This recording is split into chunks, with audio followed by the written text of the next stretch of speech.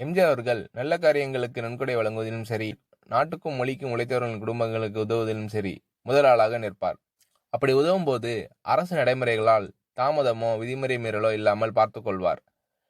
வெள்ளையர்களுக்கு சிம்ம சுபனமாக திகழ்ந்த பாலகங்காதர திலகர் அவர்களுக்கு பூனேயில் வெண்கல சிலை வைக்க வேண்டும் என்று மகாராஷ்டிரா அரசு முடிவு செய்தது. தேசிய தலைவரான திலகர் அவர்களின் சிலையை நிறுவ மற்ற மாநிலங்களின் பங்களிப்பும் இருக்க விரும்பி எல்லா மாநிலங்களிடமும் மகாராஷ்டிரா அரசு நிதி கோரியது. திலகரின் பேரன் அந்த மாநிலத்தின் சட்ட மேலவைத் தலைவராக இருந்தார். சிலை அமைக்க நிதி கோருவதற்காக அவர் தமிழகம் வந்தார். அப்போது தமிழக சட்ட மேலவைத் தலைவராக இருந்த மாப்போசி அவர்களுக்கு முன்கூட்டியே கடிதம் எழுதிவிட்டு குறிப்பிட்ட நாளில் மாப்போசி அவர்களை வந்து சந்தித்தார் திலகர் அவர்களின் பேரன். அன்று தமிழக சட்டப்பேரவை மற்றும் மேலவை கூட்டம் நடந்து கொண்டிருந்தது. மேலவைத் தலைவரான மாப்போசி அவர்களின் அறையில் அவரை சந்தித்த திலகரின் பேரன் முதலமைச்சர் எம்ஜிஆர் அவர்களை சந்திக்க விருப்பம் தெரிவித்தார்.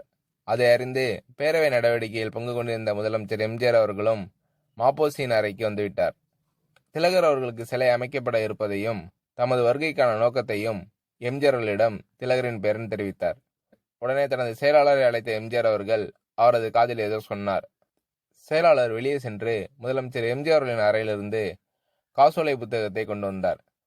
காசோலையில் ரூபாய் 50,000 தொகையை எழுதி கையெழுத்திட்டு திலகர் சிலை அமைக்க இது என் நன்கொடை என்று கூறி திலகரின் பேரனிடம் கொடுத்தார் எம்ஜிஆர் அவர்கள்.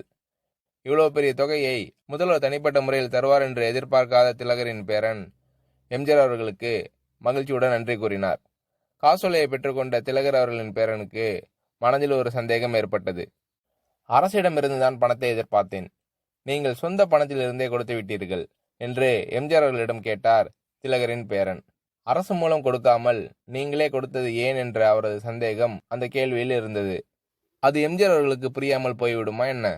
அரசாங்கம் நிதியிலிருந்து கொடுப்பதென்றால் நான் எழுதும் கடிதம் முறைப்படி ஒவ்வொரு துறையாக சென்று ஒப்புதல் பெற்று பணம் கிடைக்க மாத கணக்கில் ஆகும்.